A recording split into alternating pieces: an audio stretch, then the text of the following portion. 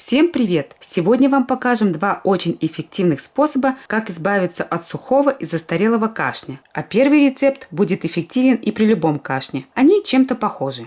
Первый рецепт. Нам понадобится пищевая сода пол чайной ложки, сливочное масло пол чайной ложки, натуральный мед пол чайной ложки, молоко 1 кружка около 250 мл. Молоко нагрето до температуры примерно 50-55 градусов. Пока переливали молоко в кружку и в процессе добавления в него ингредиентов, оно становится температурой менее 50 градусов. В подогретое молоко добавляется сода, мед, масло. Все надо перемешать и медленными глоточками пить. Вместо обычного масла вы можете добавить небольшой кусочек масла какао. Этот рецепт понравится детям. Эффект от его применения очень хороший. Сода вне конкуренции в плане ее бактерицидных, противогрибковых и противовирусных свойств. Она уменьшает вязкость мокроты, благодаря чему мокрота выводится из дыхательных путей естественным способом. Обратите внимание, что сода, хоть она рекомендуется при изжоге и прочих проблемах с желудочно-кишечным трактом, может раздражать сам желудок. При сильном длительном кашле, ангине применяется жирное молоко. Для получения жирности в горячее молоко добавляют козий жир или масло какао, можно и обычное масло. Жирное молоко способствует лучшему отхождению мокроты, ускоряет выздоровление. Масло какао нежелательно принимать перед сном, поскольку оно существенно тонизирует организм и может привести к бессоннице и тревожности.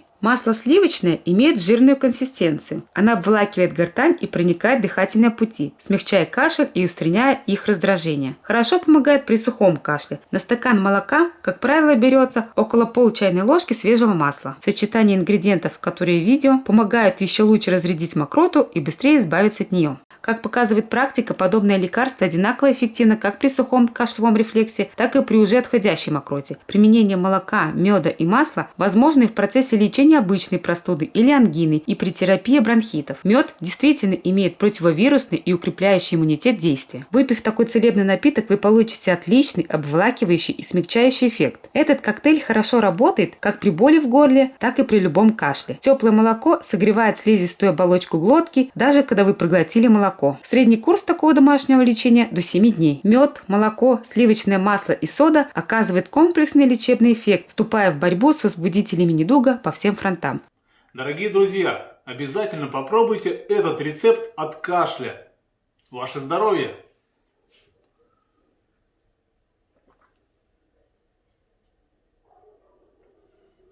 Ну как? Вкусно? Вкусно. Рецепт номер 2. Понадобится молоко, лучше домашнее, 1 кружка 250 мл, пищевая сода, пол чайной ложки. Мы сейчас лечимся, молоко у нас заканчивается, поэтому в рецепте будем использовать пол нормы. Натуральный мед, около пол чайной ложки. Мед обязательно необходимо немного предварительно подогреть на водяной бане, иначе он может раздражать горло при кашле. Если меда нет, то делайте без меда. Но обязательное условие в данном рецепте – мед в молоко не кладем, едим его в прикуску. Мед идет в прикуску. Молоко нужно подогреть, но не доводить до кипения. То есть подогреваем его до первых признаков закипания, примерно до 70-80 градусов по Цельсию. Пока будем переливать в кружку и добавлять ингредиенты, оно немного остынет. Оно должно быть достаточно горячим, но чтобы можно было пить. Молоко необходимо высыпать пол чайной ложки пищевой соды. Если сода свежая и отличная, то может пойти небольшая реакция и появится пенка. Это нормально. В таком горячем виде пьем молоко с содой маленькими глотками, пока оно еще горячее. Мед идет в прикуску к молоку. Горячее молоко его добавлять нельзя, иначе он потеряет большую часть своих полезных свойств. Средство обладает противовоспалительным эффектом, отхаркивающим, обволакивающим, смягчающим. Курс. Пить такое средство надо не более 3 кружек в день. После того, как выпили целебное средство, как минимум 30-40 минут не есть и не пить. Лучше всего принимать за 1 час до еды или через 2-3 часа после еды. Отлично, если принимать это средство утром на голодный желудок вместо завтрака. Длительность курса зависит от степени заболевания. Ориентировочно это от 1 до 7 дней. Для детей и в первом, и во втором случае дозировка должна быть уменьшена ориентировочно в 3 раза. То есть детям можно принимать по 1/3 кружки таких средств. 3 раза в день. Предостережение. Перед началом лечения ребенка лучше всего проконсультироваться с педиатром. Не применяйте средства до возраста ребенка 3 года. Соду не рекомендуется давать маленьким детям, поскольку их пищеварительный тракт и кишечная микрофлора еще не сформированы в полной мере, в результате чего могут возникнуть серьезные осложнения.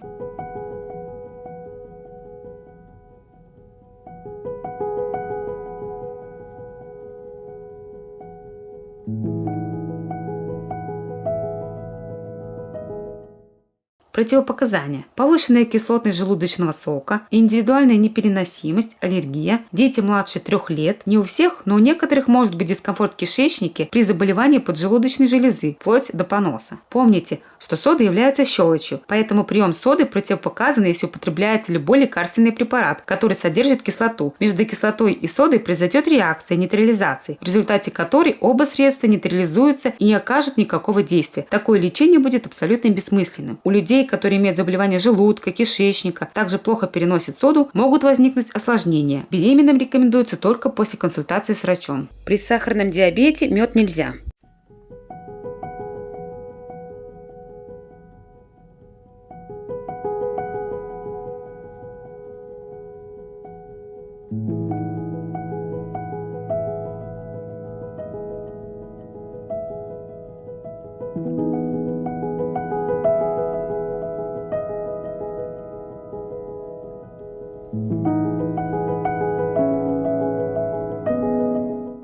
На сегодня все. Если вам понравились наши советы, ставьте лайк и пишите свои комментарии. Будьте здоровы!